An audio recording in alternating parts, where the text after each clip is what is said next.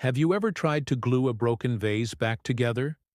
No matter how carefully you piece it together, the cracks are always there.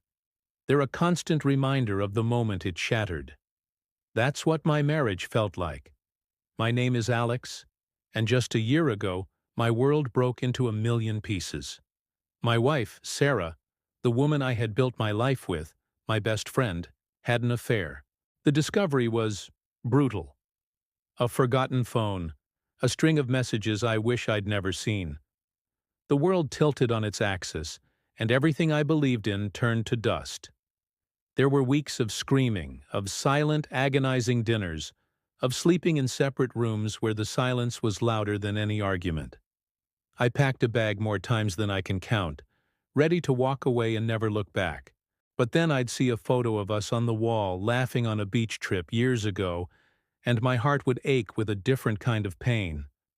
Sarah was devastated, not because she was caught, but because she saw what she had done to me, to us. Her tears were genuine, her remorse felt real. She begged, she pleaded, she promised it was the biggest mistake of her life. She cut off all contact with the other person, started therapy, and suggested we go to couples counseling. She was doing everything right, everything you're supposed to do to earn back trust. A part of me, the part that still loved her deeply, wanted to believe her. It wanted to forgive, to heal, to find our way back to what we had. So we tried. We went to counseling. We talked for hours, dredging up feelings I didn't even know I had. We established new rules, new boundaries. We planned date nights. We tried to laugh again. On the surface, it looked like we were healing. Our friends would say, "You guys are so strong for working through this." And I would smile and nod. But inside, I was living in a different reality. The problem wasn't Sarah's effort in the present. It was the ghost of her past. It followed me everywhere. If she came home late from work, my mind would immediately race. Was it just traffic? Or was she lying? If she smiled at a text message, my stomach would clench. Who was she talking to? I became a detective in my own home, a warden in my own marriage. I hated the person I was becoming. One evening, she came home with a small, beautifully wrapped gift. It was a first edition of my favorite book, something I'd been searching for years. It was an incredibly thoughtful gesture. She looked at me with those hopeful eyes, the same eyes I fell in love with a decade ago. "I saw it and thought of you," she said softly.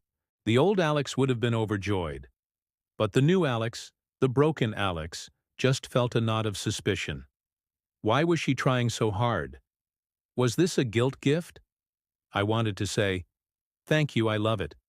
But instead, what came out was, "How much did this cost?" The light in her eyes flickered and died. It was a small moment, but it was everything. I saw the hurt I had just caused, and I realized the poison wasn't just in the past anymore. It was in me. I was so afraid of being hurt again that I was the one pushing her away now. I was keeping the wound open, refusing to let it scar over. That night I couldn't sleep. I sat in the living room staring at the book. It wasn't just a book, it was a symbol of our stalemate.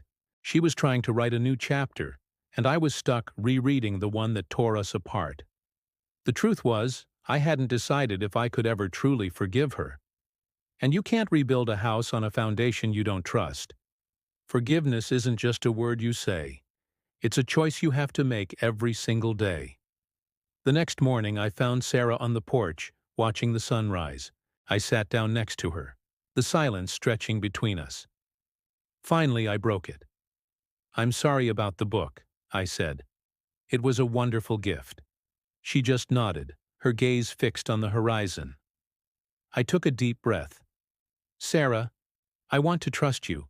God, I want to. But I'm terrified. The past, it's like this movie playing on a loop in my head, and I don't know how to turn it off." For the first time in a long time, we talked without blame or anger. We just talked about the pain. My pain. Her pain. The pain of the chasm between us.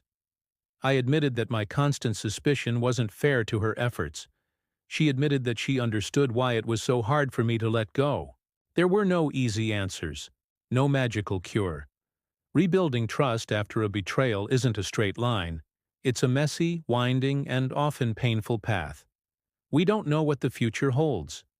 Maybe the cracks in our vase will always be there. But maybe, just maybe, we can learn to see them not as a symbol of brokenness, but as a testament to the fact that we tried to put the pieces back together, that we fought for something that was worth saving.